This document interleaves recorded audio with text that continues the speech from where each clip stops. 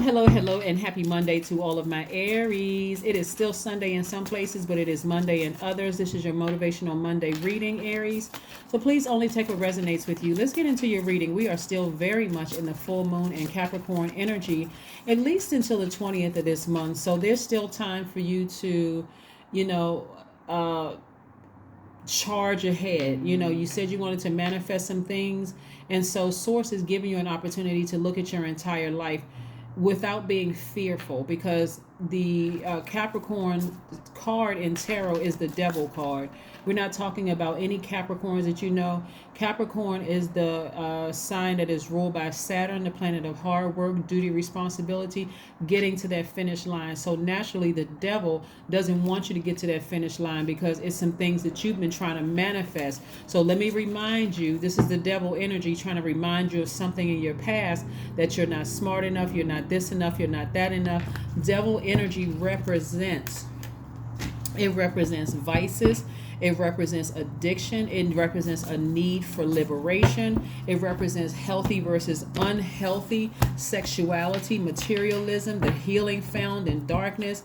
It represents temptation. It represents everything that you're trying to get as far away from as possible, right?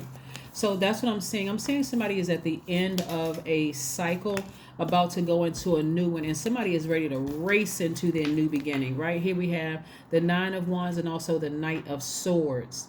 Nine of Wands and the Knight of Swords. Let's keep it moving forward. We also have the Queen of Swords. Yes, I love it, love it, love it.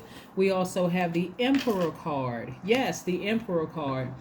Letting me know that somebody may be looking for a leadership position to kind of, because people see you as leaders already, but somebody could be looking at a leadership position maybe after leaving another job. Here we have the two of Wands and the Knight of Wands, and so there is a leadership position with your name on it, right? I see somebody getting ready to start traveling more, really expanding their horizons. I love it, love it, love it. Somebody is expanding their horizons and just doing more of what works for you. You've learned all your lessons. You feel like you've been enlightened. Some people may have said, I've been burned in the past, but actually you've been enlightened. So we want to keep the vibrations as high as possible. If somebody burns you the first time, you said, okay, I got that. All right, I need to move on from that. But if you stay in that pit and you get used to being burned, it's like, it also makes you burn. People makes you bitter. But anyway, I see somebody learning how to protect their inner child. I love it, love it, love it, love it. Love it, love it, love it. Let's keep it moving forward. Let's keep it moving forward. Let's keep it moving forward. Yes, so somebody is racing towards their goals, leaving behind any low vibrating energy whatsoever. Yeah, focusing on their inner peace and happiness. I love this. I love this. Somebody is focused on healing, like healing. Okay. Healing. All right, here we have the Fool card and we have the Star card. Somebody may have Aquarius in their chart. But again, somebody has a very high vibrational at this point, like just expecting new beginnings, focusing on healing all their dark spaces, the hurt, the pain. There could be some low vibrating energies that's trying to drag you down, to get you angry and frustrated. That's why I said, no matter how much you felt like a person has burned you or hurt you, vibrating low is not going to help you at all. It's really, really not going to help you at all, because it'll end up burning you up, causing you to vibrate low, and that's going to come out on like a blowtorch to other people. So no, somebody is trying to get back on their throne. And like I said, balancing out. The best thing for somebody to do is focus on their money, like focus on the energy of money, because everything you touch prospers. So even if you touch, where's the card? Even if you touch this fire down here, that's going to blaze even hotter. So everything you touch prospers. Like people like to say, oh, my money is growing. But if you touch low vibrating energy, you're adding flames to it. Like it's like adding fuel to the fire.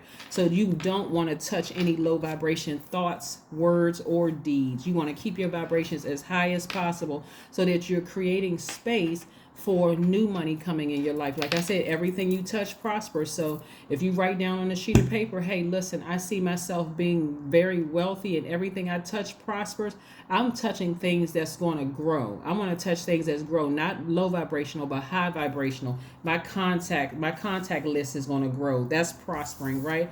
I want to touch some travel plans. I see that prospering, right? I see a lot of things prospering. So you do not want to touch this fire.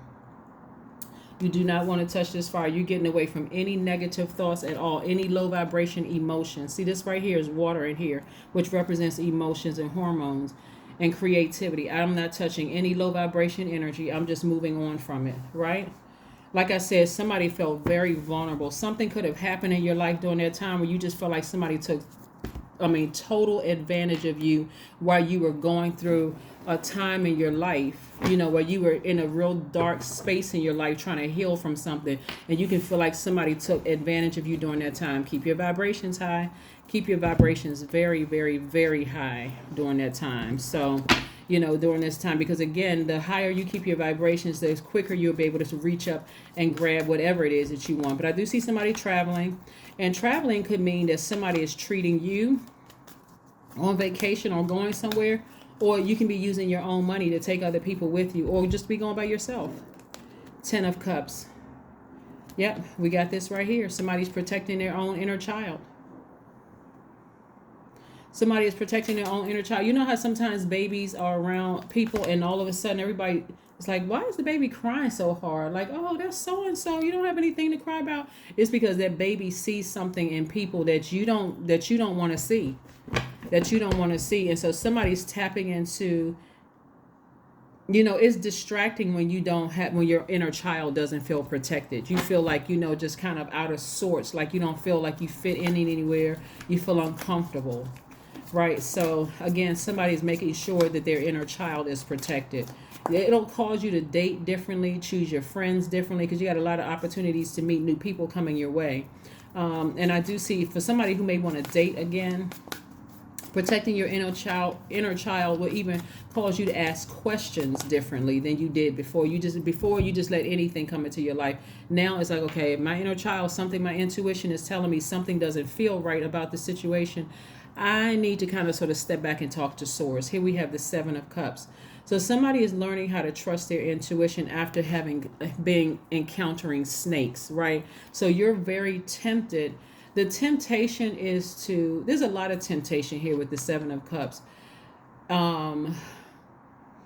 It's like the 7 sins, right? So somebody may be tempted to call somebody a snake. Stop yourself. Just like, okay, that was a Kundalini experience. I needed to open up my eyes. God wanted me to listen to my intuition. I went against my better judgment. And it doesn't matter who the snake is, who you may have called a snake at one point. Now you know better, right? At a higher frequency, you're able to see things a lot better. Like I said, in somebody's deepest hour, you could have lost a loved one. You could have lost a job. You could have lost something where you had this gaping hole in your spirit and you feel like somebody came along, or several somebodies came along and took stone cold advantage of you, where you just felt like, man, I can't believe that happened to me. I can't believe that person or that energy would do that to me, right? So again, what I'm seeing for you is learning how to trust God, like really learning how to trust God. There's always when you look at things from a higher frequency and you look at it from a healed frequency, there's always other parts to a story, always. That's why you want to extend compassion from a higher frequency, even if you can't see it, because at a low frequency, you can't see it. All you can see is what they did to you. That snake bit me. I can't see why. All I need to know is that they bit me and I can't believe they did all of that. But at a high frequency, source will show you everything, right? Which make you gasp a little bit like, oh my God, I didn't know that, right? So here we have meditate and contemplate. Meditate and contemplate. Yeah, meditate and contemplate on some things. You don't need to be pulled in different directions like your higher self and your lower self are in battle with themselves, or like the left or right of yours in the divine masculine to your divine feminine doesn't need to be battling within you. You just want to focus on what is source trying to get you to do. Source is trying to get you to move forward and not be pulled backwards by your emotions, that low vibrating emotions, that devil getting into your mind, causing you to make very unwise decisions about some things. So yeah, let's keep it moving forward. Let's keep it moving forward. So like I said, the devil card is Capricorn's card because part of the reason is because Capricorn is ruled by Saturn. Saturn is the planet of getting to that finish line, duty, responsibility, ambition. So closing out that circle, right? You closing it out. And so the devil doesn't want you to complete a cycle. The devil wants you to keep dragging you back to when you were a child. They want to just, that energy wants to keep you in that space in your mind of confusion, not knowing what decisions to make about X, Y, and Z. Here we have pleasure, right? So aside from what's on this card, you want to do something that pleases you. What pleases you, right? Is what pleases you going to go get a manicure, pedicure, going to get a massage? What pleases you, right? But what I'm seeing, like I said, for somebody, I see new energy coming your way that is going to, I see these people sitting on the rainbow. So like I said, if you want to date, I see that coming your way. So again, keep your vibrations very, very high. You're not trying to relive anything from the past or be triggered by anything in the past. And if anything that they say, because there's going to be several people coming somebody's way. If you're currently married and you're happy, great. Still do what pleases you in your marriage with your person. But if somebody is looking for new love coming into their lives, be very careful with this, because you want to do things that please you without them, because you don't want to be confused. Remember, devil energy is trying to attack your root chakra, throw you off balance. And if you are connected to a sex demon, I just want to be clear with somebody. If you have this big gaping hole in your spirit because you're trying to heal from something somebody else did to you, and you're going out there saying, well, you know what, I feel like I'm open to dating again. Be very careful that you're not running into an incubus or a succubus that would try to